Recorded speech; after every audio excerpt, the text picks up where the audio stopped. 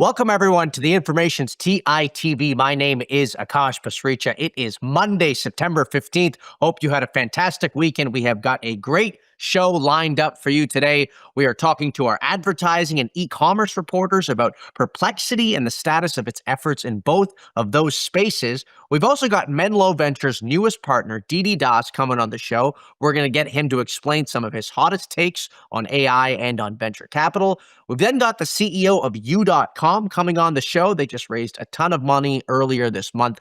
But I want to start with the big story that is developing right now as we speak in Spain. The U.S. and China began a series of meetings in Spain over the weekend to negotiate key elements of their trade relationship. And it's not just tariffs that are on the table. TikTok and NVIDIA have also become central to these negotiations. And I want to bring on our Asia Bureau Chief, Jing Yang, to help us make sense of all of this. Jing, hello. It's nice to see you. Hi, Akash. So we should say that we are taping this. It's 9:30 in the morning Eastern time because it's 9:30 p.m. where you are. And so when people see this, a couple of hours may have passed. We have to say that because it is really a fast-moving story. And we want to let you go to sleep at some point. But Jing, I want you to sort of walk us through the backstory. And specifically, let's start with the president's post on Truth Social, which is sort of the latest news that we have to this story. Yeah. So, as we know, the third round of trade talks between the U.S. and China began on Sunday, yesterday in Spain.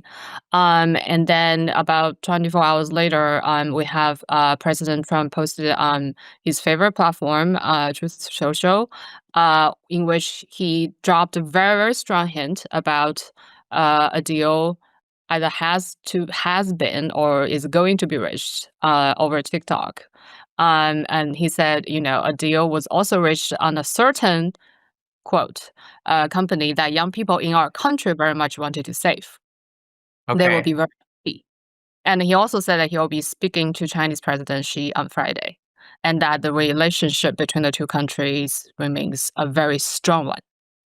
Okay. So we have that post, and there will be many posts like this, I'm sure, over the coming hours and days. But take us back in time a little bit. What is the backstory to these meetings, and why are these meetings happening at all in Spain, for that matter? Well, Spain is just a location that where government officials from both countries are traveling to at the same time. We've seen that we've seen that this is third round, as I said earlier. We've seen before the previous round of trade talks also happened in sort of a more neutral location, Geneva and London, Right. previously. So. It has been actually sort of a 72-hour roller coaster, I would say, for those who are watching this, not just on TikTok, but also on whether US and China can reach a so-called grand bargain on trade and tech. So we got the very first strong hint from the Chinese side on Friday, where the Chinese Ministry of Commerce actually issued a very rare statement, specifically mentions that TikTok will be included in the Hmm. agenda of the Spain talks, which never happened, which didn't happen in the previous rounds of talks. If some of you recall, I remember a few months ago, U.S. Treasury Secretary Scott Bessent actually, in talking to CNBC, when asked about whether TikTok was part of the trade talks, he said yes and no. So So this, from so this was Beijing, this was a surprise that TikTok was going to be yeah. included in this. Yeah, it is a huge surprise that Beijing actually issued a statement seemingly out of nowhere, just for the purpose of telling the world that we're going to talk about TikTok. Hmm. And the undertone of that statement also reads quite positive to me. A lot of the sources I talked to over the weekend also, sort of echoed my sentiment and then say that, if Beijing actually remarked on this, that means that there is a strong willingness from Chinese side to actually reach a deal. Okay. And then obviously, however, what happened after that was also on Friday, U.S. Commerce Department decided to add dozens of Chinese ship firms to a trade blacklist. Well, none of these companies is big, because to be honest, all the big companies, all the big chip companies in China have already been added like years ago. But that was sort of seen as, at least by the Chinese side, as Washington trying to up the ante, trying to show a tough stance ahead of the talks. So in retaliation, China actually over the weekend announced, subjecting some US made logic chips. By the way, these are like chips made of very mature nodes, sophisticated technology that China can produce as well, but Right. subject these chips to anti-dumping in the Chinese market.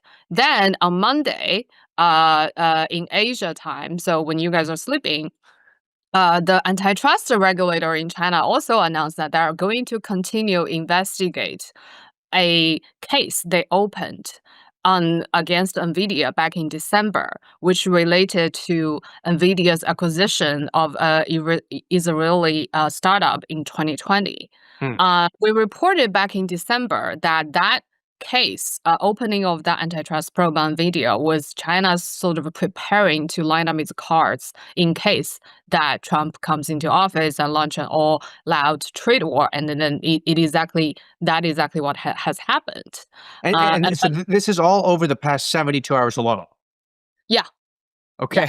Okay. So now we understand why you would like to get to sleep. It's been a busy couple of days for you. Okay. So we've had all of this movement now in the last 72 hours. The question I want to understand from you is, as it relates to TikTok, we can get into the chip firms in just a second, but with respect to TikTok, who has the leverage here? How much does the Chinese government care about TikTok now? We have these delays. President Trump has been sort of delaying the ban for months and quarters, and I don't know how long it's been now. So who do you think has the leverage here, and does China really care about TikTok now? Uh, I would just say this, right? If you would just look at how all the internet platforms in China were subject to this brutal crackdown in China back in 2020 to 2022. Remember, Alibaba and all these companies got big fines and everything. That actually showed the preference of China's all important leader Xi Jinping. Like he does not like internet platforms. He doesn't seem to think these represent real innovation or represent innovation that can actually help China move forward. That sort of is a understanding. He obviously never said anything about TikTok or even ByteDance, not that I know of, or been publicly documented.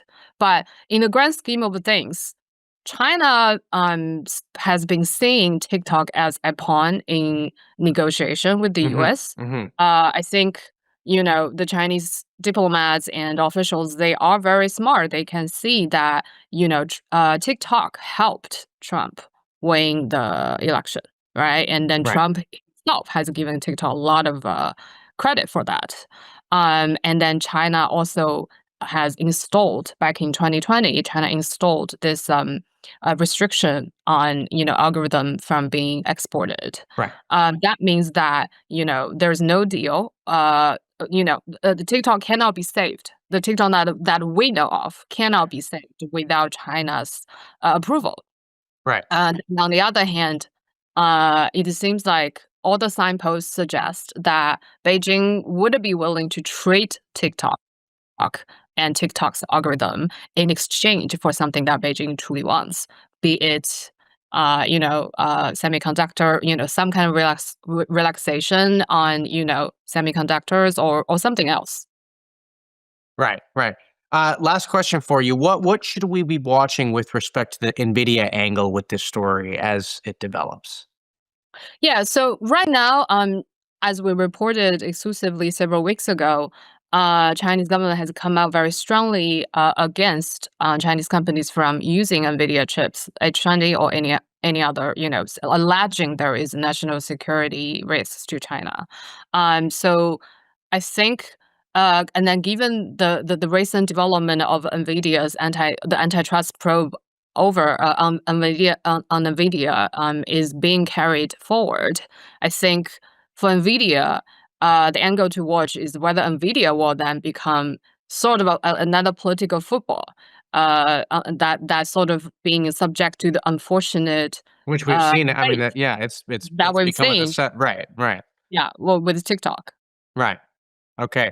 Well, Jing, like we said, I mean, it's a fast moving story, and I suspect we might ask you to come on again this time tomorrow. So if you can get some sleep tonight and stay up late for us tomorrow, maybe we'll have you back on. Jing, thank you for coming on. That is Jing Yang, our Asia Bureau Chief at The Information.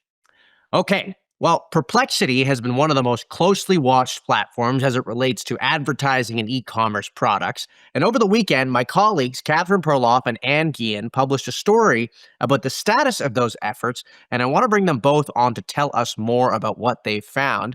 Catherine and Ann, it's great to have you. Welcome back to the show. Hi. Hi, Kosh.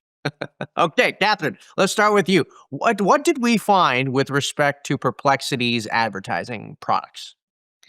Well, they said they were going to have an advertising business in November of last year, same time they said experimenting with e-commerce. And um, you know, since then they haven't accepted that many advertisers into the program. So a lot of advertisers are really eager to join. We've talked about how a lot of advertisers are frustrated with Google Ads. There isn't a lot of other places to do search advertising. But they haven't really let that many in. To the extent that they have an ad product, it's pretty limited. It's sort of a sponsored question, a suggested question that will come up under your question. And there isn't that much, in terms of you know, the customizability or making your brand prominent. There aren't that many options.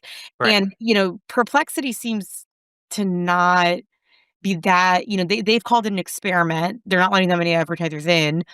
The guy leading the ad product, this guy Taz Patel, left last month. They have a Do we know why he left at all? we don't exactly know why he left. That is a Oh, question. okay. But Okay. they also they had this program where they pay publishers. They work with publishers who they cite to some extent. They used to pay the publishers via ad revenue. Now they've changed that to pay them via some subscription revenue. So, it's sort of like they're taking a very kind of putting a toe in the water, but it's been almost a year and they're not really embracing it fully, despite the fact that advertisers, I think, want to try it out. Okay. So they're tiptoeing around advertising. And what about e-commerce? Have they gone deeper into that? The e-commerce efforts have been a little more robust than the advertising experiment so far. So, about the same time they launched advertising last year, Perplexity also rolled out this shopping feature called Buy with Pro. So, it's limited to their paying Pro subscribers. But if you are a Pro subscriber and you are searching for something, like you're searching for a new pair of running shoes for marathon training, Perplexity will give you special e-commerce focused search results. And with this feature, you can buy certain products with one click right in the Perplexity chat window without having to go to the retailer's website and, Right. fill in your name, your shipping address, your payment information, all that stuff. So it's supposed to be a very kind of seamless, easy experience. But what we reported in our story is that that experience is pretty limited so Hmm. far. Perplexity says that they've limited it to certain product categories and certain merchants. So that kind of one click to buy anything online experience isn't quite there yet. Right, right. Well, one of the things I want to talk to both of you about is it does seem that Perplexity is one of the more forward-looking, search interfaces, I guess, that is actually at least they're tiptoeing into these waters. I mean, I haven't seen that much in the way of Anthropic or ChatGPT, moving into advertising or into e-commerce. I mean, Catherine, let's start with you. Credit where credit is due. At least they're trying, right? Or is it just noise? I don't know what to make of it, really. Yeah, I mean, I think it's interesting because I think any media company, that we've seen throughout history, like, eventually needs to make money from advertising, um, or often does. I mean, Netflix said they would never do ads, they did ads, and, OpenAI and, Perplexity and all these companies have a lot of costs, and they have a lot of users that aren't paying for it. So, ads is sort of one and commerce is one way to sort of make up the difference and still get money from people who aren't paying for your product. Right. So I think that, like, it is interesting that Perplexity has tried, and they're known to be a bit noisy, right? They bid for TikTok, they bid for Chrome, but They're honestly, it feels like they're PR geniuses in some ways. yeah.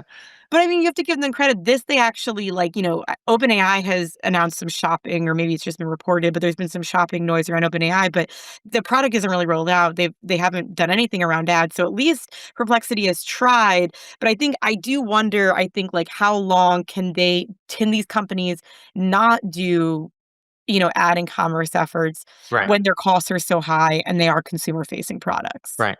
And what about for vendors and retailers? I mean, how eager are they to get their name onto these platforms and really to start giving them money? I mean, I imagine you have retailers saying, "Hey, we don't know what the future of search looks like.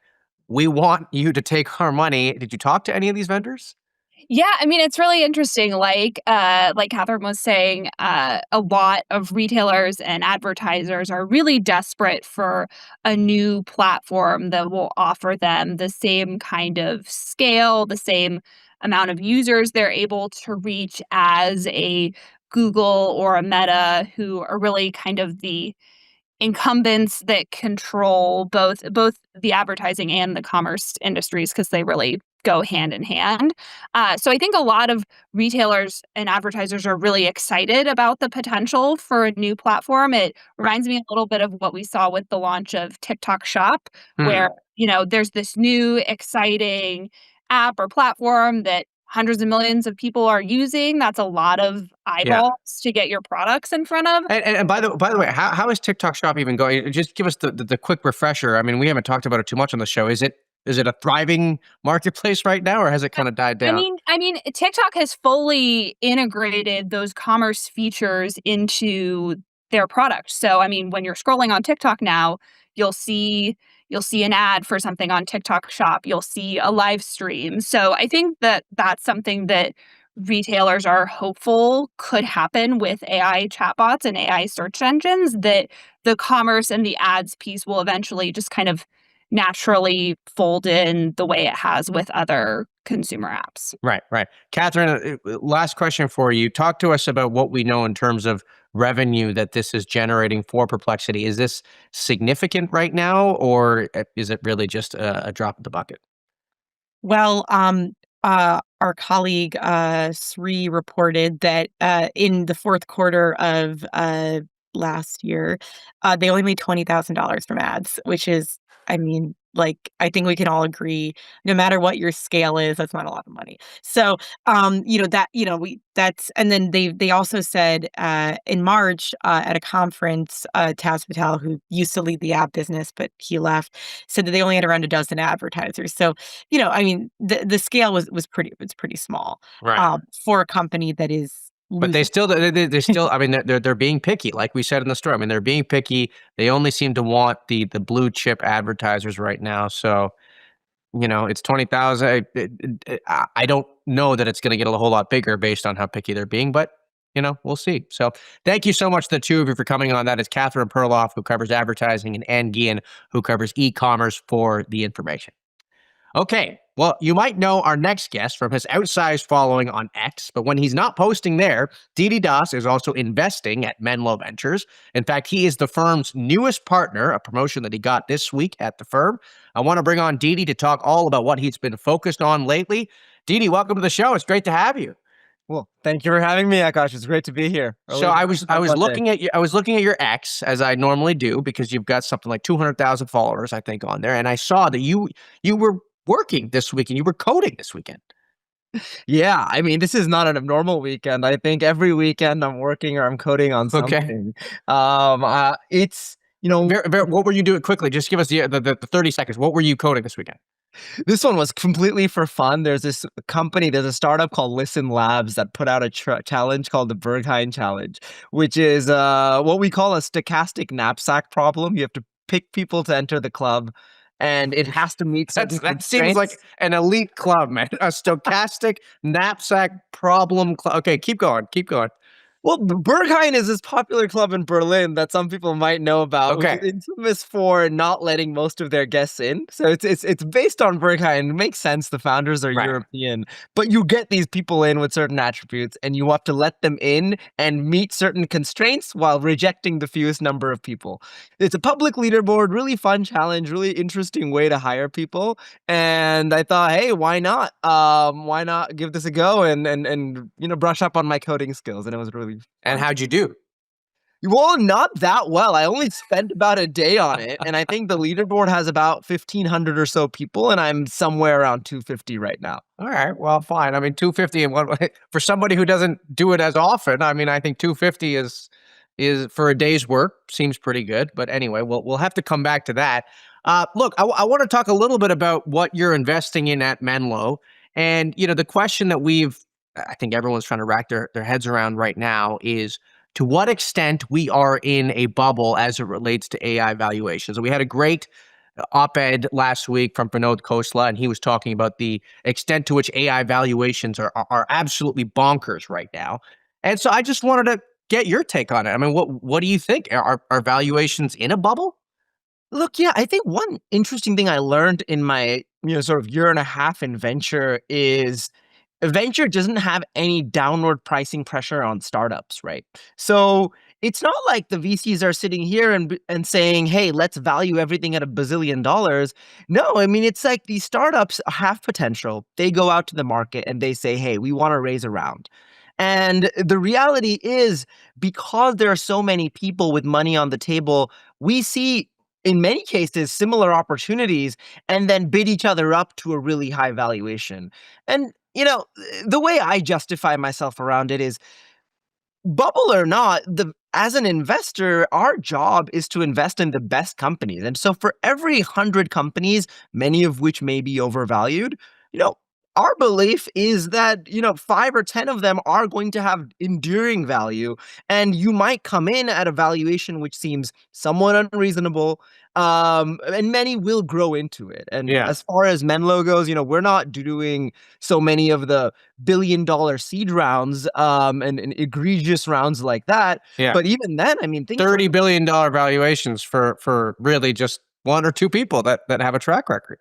It happens. I mean, they talk about the single person unicorn, and I guess you almost already have it without even having a business sometimes. But, some of these companies are exceptional. I do think they're going to have enduring value. Right. Okay. So, I want to talk a little bit about an initiative that you are involved in at Menlo, which is the Anthology Fund. This is the fund that, the way I understand it, you're sort of jointly investing in startups alongside Anthropic. One of the questions I wanted to ask you was not necessarily related to the fund itself, but when I was covering crypto a couple years ago at The Information, right, we had all these different blockchains, and developers kind of developed loyalty to one chain or another, right? You had the Ethereum crowd, the Solana crowd, and I ask you this because you're involved with the Anthology Fund. Anthropic is a popular tool that people use. You've also got OpenAI. You've got even companies like U.com coming up on the show later on. My question is, are you seeing developers sort of develop loyalty to, one company's models versus the other in the same way that they had loyalty to blockchains, or is this kind of a separate game that they're playing? I think, well, there's one thing I want to clarify about the Anthology Fund, which is a lot of people view, when they hear fund with Anthropic, they in their head sometimes hear, oh, you mean I have to use Anthropic or Claude to be a part of the fund?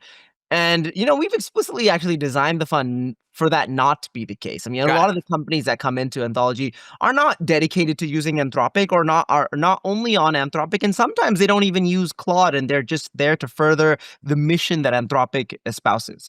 So with that disclaimer, I will say, we actually did a great enterprise report on the team about this, and the results are somewhat intuitive in terms of retention on particular LLMs.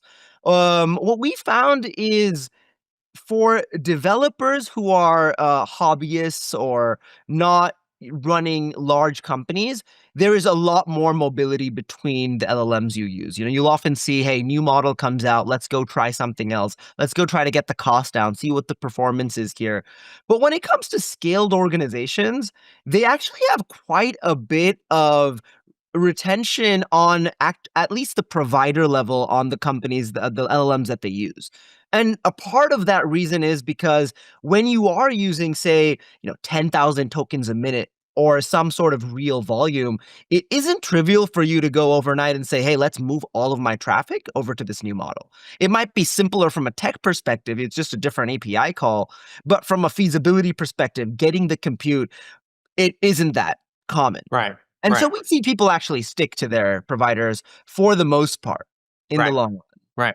I want to ask you, I want to shift topics a little bit. You used to work at Glean, which is a company that we have covered a lot of the information. And one of the topics that we've covered is this idea of the corporate data wars, right? The idea that you've got data inside these large legacy tech companies now that newer startups have to access. And in some cases, there are some walls being put up around, access to that data. And this is a dynamic space. It changes by the month, sometimes by the week. But how big of an issue do you think that's going to be for enterprise AI companies and enterprise search companies? Well, I think the Information was the first to publish this, but there was a bit of friction, particularly when it came to the Slack API, when it with Glean, because Glean, as with many other startups, need to crawl the data from Right. other SaaS Right. applications to work well. How do I think it'll involve? Um, I'm very optimistic of the Glean case because if you think about the dynamics involved here, I don't think that the business of at least Glean, and I could say from various other agent companies or companies that involve SaaS integrations, they don't actually take away from the core business of any of these SaaS products. I mean, if you go back to why do Slack and any of these companies, Dropbox, Slack, email, why do they have APIs? Why do they let people crawl all of their data? The answer is because you get tremendous lock-in into your ecosystem. Right. People Right. churn It from just your product. bolsters your own product in a way. Absolutely. And so I think the friction is really when those companies also want to get into the domain of being that data layer across the company. And then they feel like, I think this is a competitive lever that they can use. But so why do you think they feel so threatened then? I think it's because of all of these valuations and the companies that are being built in the space. If I'm sitting here, say I'm Slack or I'm Salesforce, and I say, there's these great companies that are building products on top of my data, at some scale, I wake up and say, shouldn't I be the one building the products on top of my data? Why Right. am I giving something away for free? Right. And I obviously take the stance that the data belongs to the companies and the customers that you sell it to. Right. And these products are additive value. Right. They almost never have I seen a incumbent come up with a product that is actually good. So, it's really, I think that Never really. I'm Okay, biased, that is but I think Lean is that's a awesome. So, that's my stance on the matter. great. Okay. Well, look, we're at time, so I've got to let you go. But very quickly, I know that you are passionate about all things search, and we've got the CEO of You.com coming on the show right after you. In fact, he's waiting in the wings, so he can hear you saying this. What question do you have for our next guest, the CEO of You.com? What do you want me to ask him? I think I love You.com. Richard is awesome. And I think the question I have is, how does search, which is fundamentally not a retentive product, build retention over a long period of time and get people to come back in this era of technology? Great. Okay. Well, you'll have to keep watching because we're going to ask that question to him. Didi, thank you so much for coming on the show. That is Didi Das. He is the newest partner at Menlo Ventures. Okay, well, like I said, our next guest is the CEO of You.com. You.com initially set out to take over Google Search. The company has now been expanding its product portfolio to also sell its tools to businesses, and that focus has landed it a valuation of $1.5 billion earlier this year as it closed $100 million in new funding. I want to bring on Richard, the CEO of You.com. Richard, thanks for being here. It's great to have you. Thanks for having me. How are you doing? I'm good. So, look, you were watching. I mean, Didi Das was on the show just now. And the question that he had for you, which I think is a good place to start, is how do you build retention in a search product? Yeah, I think the answer here depends very much on whether you're in consumer or in enterprise search. I think in consumer search, we have seen Google be quite sticky for quite a lot of years. And on the enterprise side, I would argue it's actually even stickier because mostly LLMs will talk about what they get from a search engine. So that search infrastructure layer is not getting as much attention, I think, as it should. And that is one of the reasons we're now focused so much on even the search API infrastructure layer that informs the LLMs to give the right answers. And once you're used to searching over your company internal data as well as your like the general web data and your LLMs merge that together, yeah, it actually is quite sticky. Our net dollar retention is extremely high. So, we wrote this great story about U.com 2 years ago in our weekend magazine. It was a big read about how U.com was taking on Google search. And since then, like you said, the company has expanded into enterprise search products. Help me understand the strategy here. I mean, is this a pivot away from competing with Google search? Have you sort of steered the company towards enterprises, or what exactly is the thinking here on expanding the purview of the company so quickly? Yeah, the main focus is indeed on enterprise search now. What we found is we're the most accurate search and answer engine in the world based on many marks, both internal and external published papers and so on.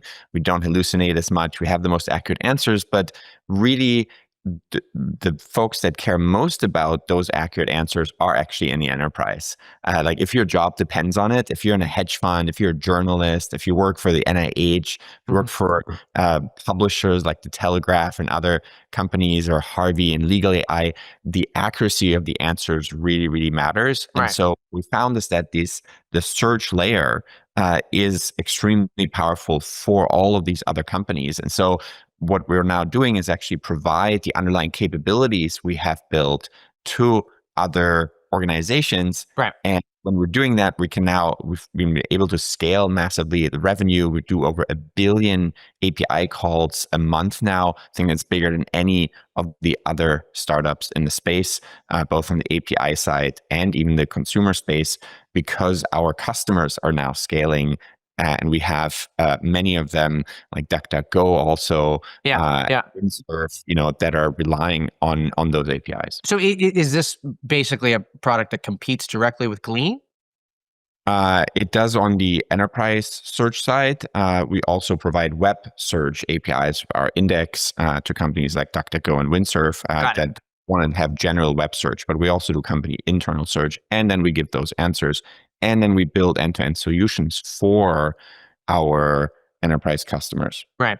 So, I think you were watching the stream here. We were talking about the corporate data wars, I guess, for these enterprise search companies and some of the challenges that faces for up and coming startups to access data at companies like Salesforce. And, we had the CEO of Atlassian on the show last week, and that was another company that we had written about. He sort of had a bit of a different perspective on it. But my question for you is, as it relates to the challenges to accessing data inside these larger tech companies, how much of an issue is that for you right now?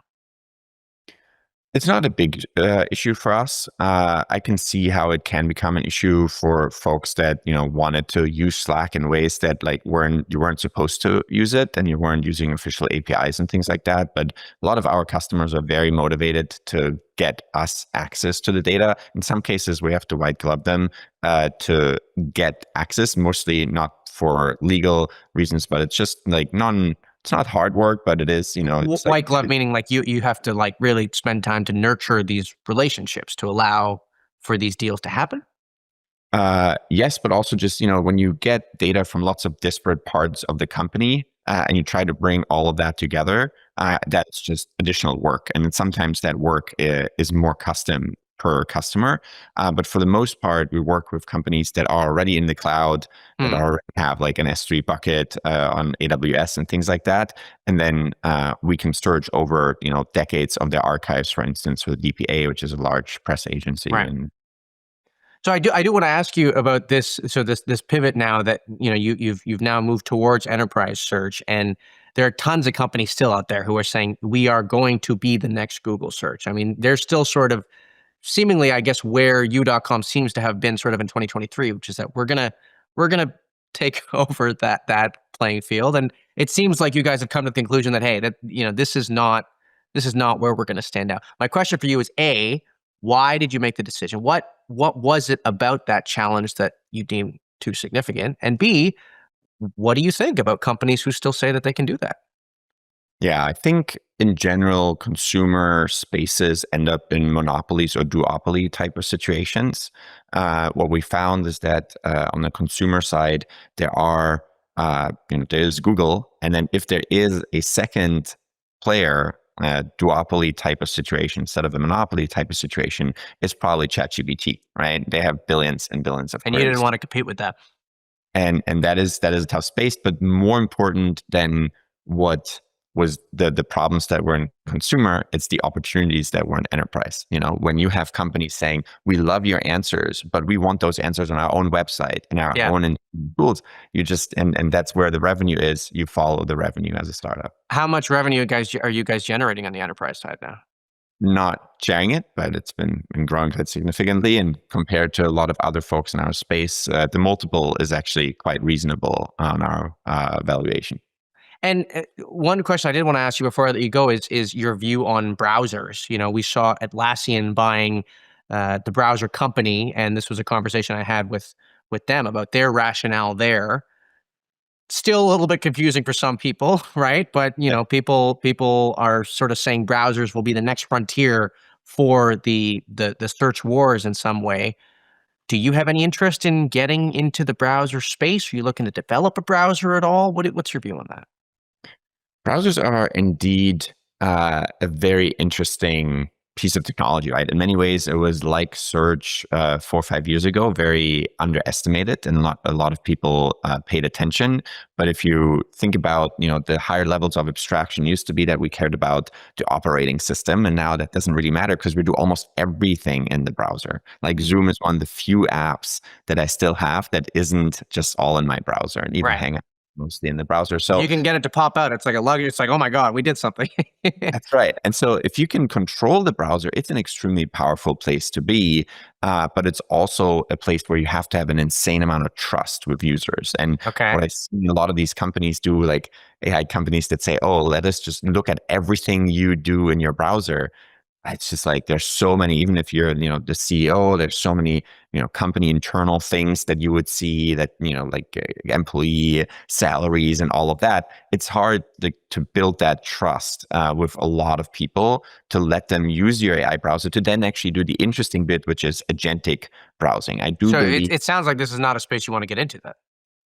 It's exciting, but you have to think about, we're focused right now on enterprise search and API capabilities, composable infrastructure, and so on, that we believe actually has more staying power than the LLM itself, because you just can't open source, for instance, a search index for the web. And so it would be a distraction for us, but it is an interesting space, especially when you believe, and I do believe that, which is more and more, we'll have more and more AI agents surfing the web rather than people surfing the web. And most companies will fight that because it questions advertising revenue. And so you can circumvent some of that if you just pretend to be the user inside that browser that they're using. Right. Great. Well, Richard, thank you for coming on the show. Like I said, it's you.com is a company that we have been following for a couple of years. And so it's fascinating to see the progression that the company has gone through from consumer to enterprise. And I thought maybe browser would be the next step, but hey, you're telling us you're focused on enterprise. So we are looking forward to seeing how that evolves and shapes up. That was Richard Socher, the CEO of you.com. Okay, well, that does it for today's show. A reminder that we are on this stream Monday through Friday at 10 a.m. Pacific, 1 p.m. Eastern. I want to thank Amazon Web Services, who is our presenting sponsor for this production. And I want to thank you for tuning in. We really do appreciate your viewership. I am already excited for our next show tomorrow. And so until then, bye-bye for now.